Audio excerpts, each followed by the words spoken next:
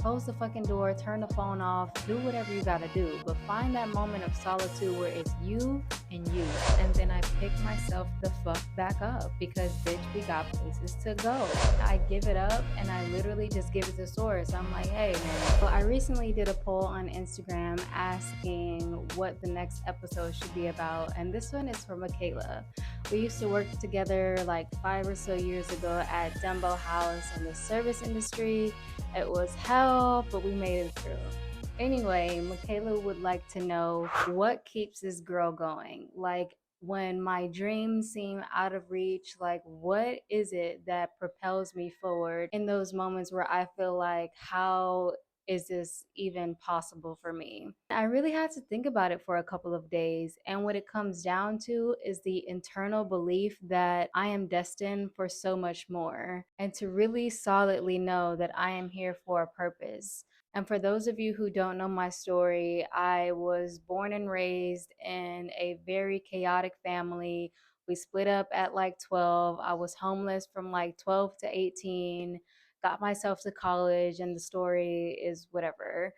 But I bring that up to say that regardless of where you come from, you have to know deep down inside what it is that you're meant for. And through the whole chaos of me like living with different people and being told I was never gonna be shit, somebody even told me I was gonna end up dead like my brother who passed away when I was younger. Like, words like really like stung, and those words would probably inhabit someone else and take over their spirit. But for me, not so much, because I have always been very in touch with my internal self. My internal life is has always been thriving. Inside has always been a paradise. Like, regardless if I was living in poverty, regardless if I was like living around an environment where everyone was shitting on me, like, I had always had this internal paradise where inside was peaceful, where inside was encouraging, where inside was tapped in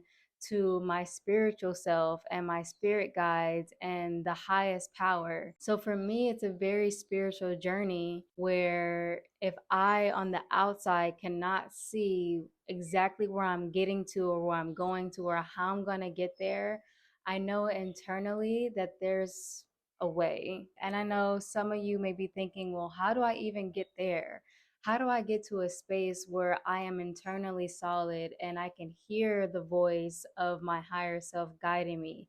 And I can hear my intuition guiding me more than I can hear or see from the outside world. And it takes meditative practice. And I started to meditate not because I just wanted to be Zen. I started to meditate because my back was against the wall and I had no other choice but to believe in something. And when I closed my eyes and I took a deep breath 2 or 3 times and really quieted my mind and slowed everything down, I could begin to see the light. I could begin to see and hear and understand that, oh, this reality, this 3D reality is really just a reflection of my inner world. So if I have the power to go inside of my inner world and fix everything there and to make the internal rain stop, the internal rain of depression, of anxiety, of fear, of all of it, if I can go inside and quiet that big ass fucking thunderstorm, if I can quiet that storm and I can translate that into a sunny, beautiful, relaxing day, then I can do fucking anything. And honestly, that's the trick. Like, there's no big thing about it. It's just being able to go inside and understand that you have the power to literally do anything. On those days where I'm like, damn, how the fuck am I supposed to do this? Like, Spirit has really put me on a mission. Like, how am I supposed to sing my songs? How am I supposed to get them produced? How am I supposed to make clothes? Like, how am I supposed to be this living artist that I have been brought here to be? How am I actually supposed to thrive in this purpose when I can't even see the fucking road. Like, how am I supposed to do that? And then I had to also realize it's not just me who has had this big mission on this plane, on this planet Earth. It's not just me. This gets very spiritual, and I'm not a very religious person, but there are so many lessons in the Bible, but like Job and all the people that have had these big missions and they didn't know how they were going to do it, but they prevailed by relying on their inner God. And that's all that I do. I rarely look to advice from other people. And when I do take advice from other people, I really suss them out first. Like, is this a source that is reliable that I can actually take their advice? And sometimes it's like easy for me to switch on. Sometimes I can be like crying in bed and just like, what am I going to do? I don't see a way. How is this possible for me? I go into the mirror, hair looking crazy. I don't care.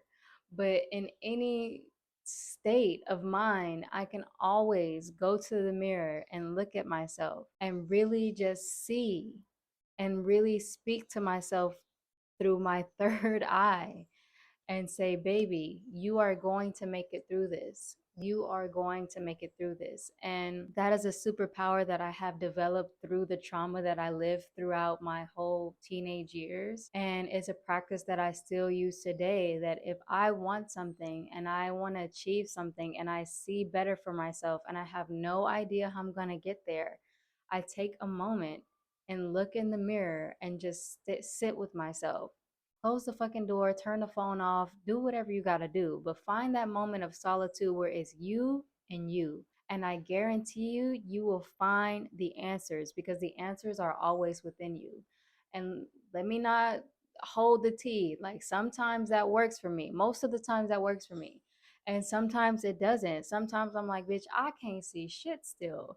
So I lay my ass back in bed and I watch movies. I watched The Lord of the Rings the other day, and bro, Frodo, like, come on. Like, how this little hobbit, how could he possibly save the entire world? But he did. In the movie Creed, like him boxing and being a champion and winning, and I really felt that character because he was also an orphan, like, but an orphan that just like made it through somehow and found the willpower.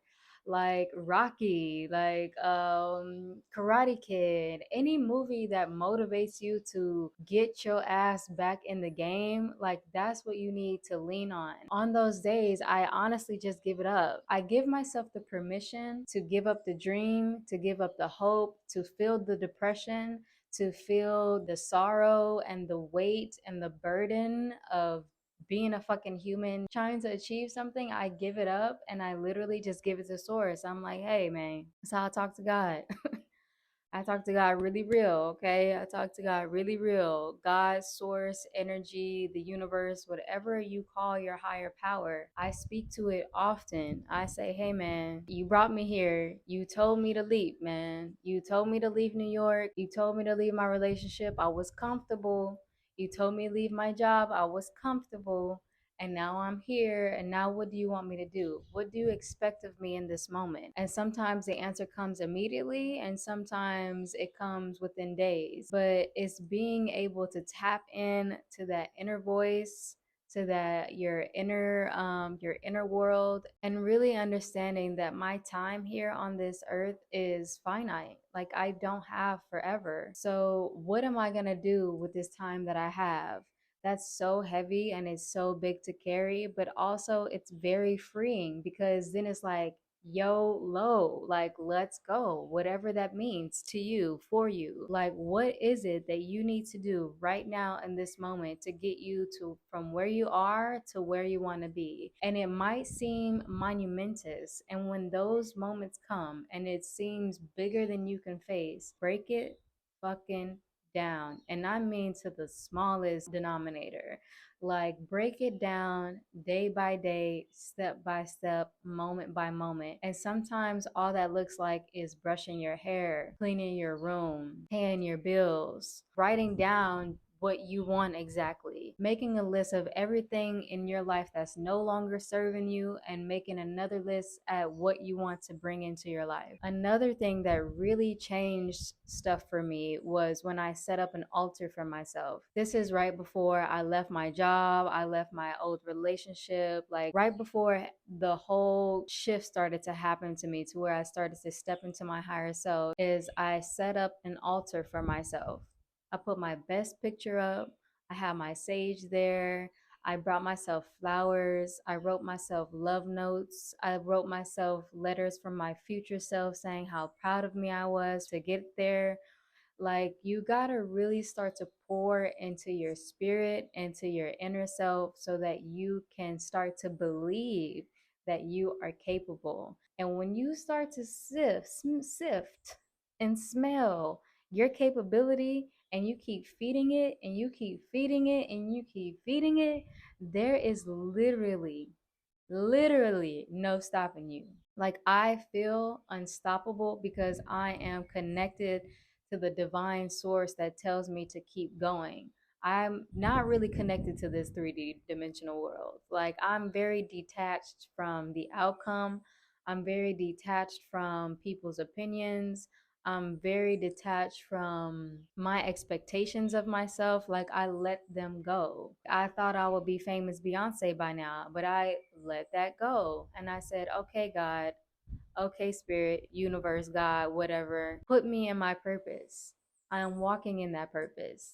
I feel like I'm giving a lot of information at one time. So if you need to rewind this video back, go ahead and rewind this video back. But it is all about nurturing your inner thoughts, your inner guidance system, and your inner being. Because once you get that right, literally anything anybody says is one ear and out the other. Like, I love the compliments and I'm so grateful for them, but I don't live for them. Because if you live for the compliments, you'll die for the fucking discouragements. Like, the discouragements will really take you down. Another thing is, I read a lot of books. I read a lot of books on people who have figured out the life game play. Neville Goddard is my favorite by far. I've read all of his books and they're so short, dude. Like, you could probably read it in a day or two. Like, that book really saved me. The Power of Now by Eckhart Tolle. Esther Hicks has a lot of talks. Like, all of these people who talk about metaphysics, Alan Watts. Go and listen. I'm gonna write them all down in the description below so that you can go and listen or buy the book. They're like $5 books. And they have so many gems and jewels in them that tell you that you are the key to the life that you want to live. And I live by that. And it is what y'all see now. Like, my life has changed like this night and day. Like, I remember being a waitress in the fucking corner, like just writing and just pissed off and just mad at my life and not really knowing why this was my life. And I knew I was special and I knew I had a lot of talent and I knew I had all this potential, but it felt like I was trying to get there, but I wasn't getting there. And what was missing during that time is spirit, is looking within, is the inner work that people avoid. I was avoiding the inner work. I was doing the outside stuff, okay? Like, I was auditioning. I was at castings. I was doing the physical thing, but I wasn't doing anything internal. So, of course, there was a vibrational mismatch. But yeah, I say all that to say is get your internal world to match the external world that you want, and it will happen. If you don't know what the hell I'm talking about, I mean, on the very basic level, if I really wanted my soulmate, this is a true story, by the way. If I really wanted to manifest my soulmate, I first have to find my own soul. I first have to become a mate to my own soul. I first have to fall in love with myself, date myself, have playtime with myself, do all of those things as the partner that I want. I left a relationship that was unfulfilling. And for a year and a half, almost 2 years, I dated the shit out of myself, okay? I took myself on all of the dates. I had great playtime with myself. I was having an amazing time, okay? And then a year and a half later, my soulmate entered my life through the most magical, beautiful way. In that circumstance, it's the same thing whether you're manifesting finances, a career, new home, a new life, a new way of being, living, thinking, all of that, showing up.